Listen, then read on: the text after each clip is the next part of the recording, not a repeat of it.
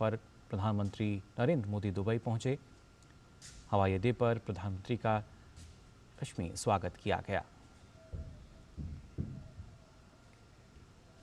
ये उस वक्त की तस्वीरें अब से कुछ देर पहले की, जब प्रधानमंत्री नरेंद्र मोदी दुबई पहुंचे।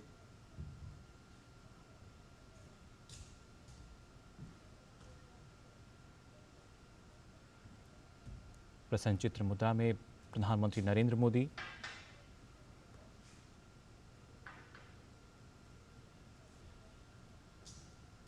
आपको बता दें, जलवायु परिवर्तन पर COP28 में प्रधानमंत्री नरेंद्र मोदी अपना संबोधन भी देंगे। अब से कुछ देर पहले प्रधानमंत्री नरेंद्र मोदी यहां पहुंचे हैं दुबई, जहां पे उनका स्वागत किया गया दुबई एयरपोर्ट पर। किस तरीके से जलवायु परिवर्तन का जो खतरा है उस पर अपना संबोधन भी देंगे। और इस पर और अधिक जानकारी के लिए हमारे सहयोगी शिशिर हमारे साथ जुड़ चुके हैं।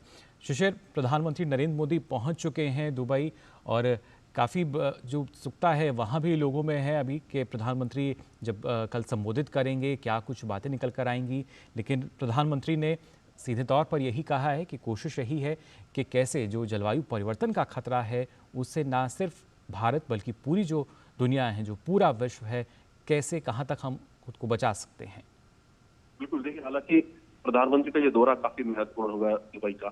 जैसे हम कह रहे हैं कि COP28 सम्मेलन में प्रधानमंत्री सहभागी होंगे। कल उसका पहला सेशन होगा जिसमें प्रधानमंत्री सहभागी होंगे। उसके बाद जो है एक सेरेमोनियल जो हेड्स होंगे सभी स्टेट्स के, उनका दूसरा सेशन होगा जहाँ पे प्रधानमंत्री उसका हिस्सा होंगे।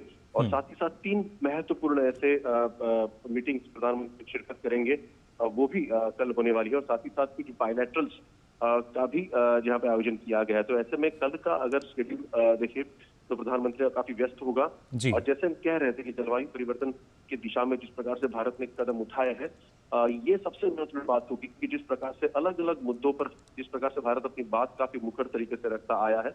मसलन जिस प्रकार से एक टारगेट महत्वाकांक्षी जो है भारत सरकार ने रखा है, किस प्रकार से धीरे धीरे जो है पेज डाउन करना है कार्बन को। साथ ही साथ किस प्रकार से 2070 तक जो है नेट जीरो टारगेट जो है भारत को अचीव करना है।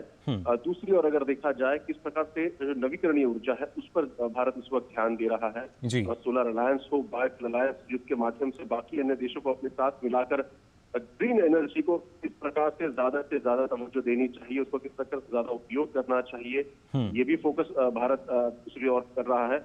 और तीसरी सबसे महत्वपूर्ण बात कि हालांकि इन सभी मुद्दों के लिए एक अगर देखा जाए तो वित्त की जरूरत होती है। तो ऐसे में किस प्रकार से जो फंड होता है, खासतौर पर क्लाइमेट फंड, उसको मुहैया कराया जाए।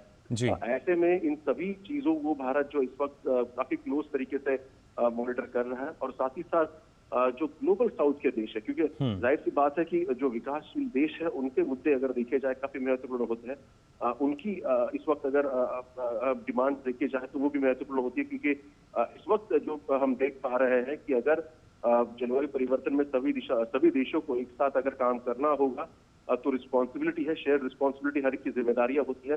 लेकिन कुछ अगर देखा जाए देशों की ज्यादा जिम्मेदारी होती है, तो कुछ देशों की अलग अगर देखा जाए तो उनकी ओवरऑल रिस्पॉन्सिबिलिटीज होती है। तो इन सभी का एक खाका बनाया जाए और सभी देशों को जो है टारगेट सेट करा के उनको उस पर काम करने के लिए प्रेरित किया जाए। ये सभी मुद्दे हैं भारत में, इन सभी मुद्दों में अगर देखा जाए काफी इस वक्त एक्टिव है।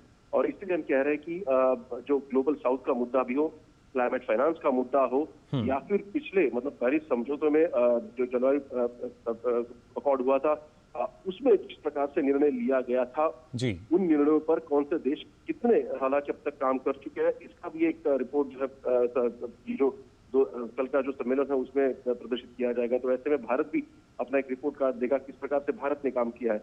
अगर रिपोर्ट कार्ड की बात करें तो जिस प्रकार से टारगेट हमने रखा था खासतौर पर पेरिस एग्रीमेंट में, उसकी अगर बात करें तो वो भी भारत जो है अपनी प्रतिबद्धता दर्शाएगा किस प्रकार से भारत ने कार्बन को कम किया गया है। साथ ही साथ जो बाकी अन्य रिन्यूएबल सोर्सेस ऑफ एनर्जी की उनको किस प्रकार से ज्यादा तवज्जो दी है, उस पर ज्यादा ध्यान दे रहा है। ये भी भारत जो है अपनी बात रखेगा। तो ये सभी विषय जो होंगे COP28 के लिहाज से काफी महत्वपूर्ण होंगे।